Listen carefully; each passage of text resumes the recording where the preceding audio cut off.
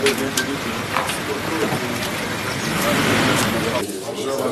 va, bonne année, hein.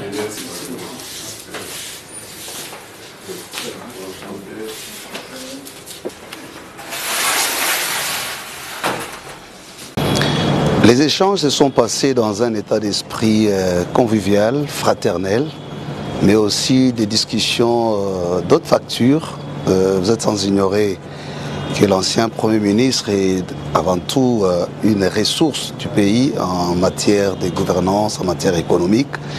Et donc, après avoir passé en revue l'initiative, après avoir expliqué les approches et puis l'argumentation de l'initiative, nous sommes allés dans les thématiques qui vont être développées dans les ateliers. Et nous avons compris d'abord que toutes les thématiques étaient transversales et elles s'est complétées en fonction du défi qui est nôtre. Nous avons également cerné ensemble la nécessité de la cohésion nationale, chose à laquelle nous avons tous ensemble trouvé intérêt. Nous avons également, nous nous sommes mis d'accord sur le fait que cette cohésion nationale serait possible dans les conditions où nous prendrons en compte les autres acteurs, notamment ceux qui sont impliqués directement ou indirectement dans la crise, que ce soit à l'interne et même ceux qui sont des acteurs externes.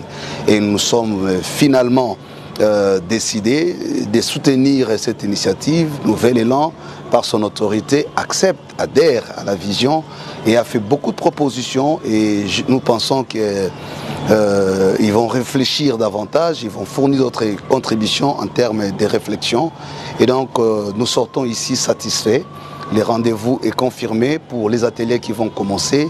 Et donc, nous continuons à espérer que la contribution de l'ancien Premier ministre avec tout son parti politique sera bien attendue parce que, après avoir discuté, nous avons finalement réalisé l'intérêt qu'il y avait à mettre les ateliers et les thématiques telles que choisies. Et notre proximité à ces familles qui traversent ces moments difficiles.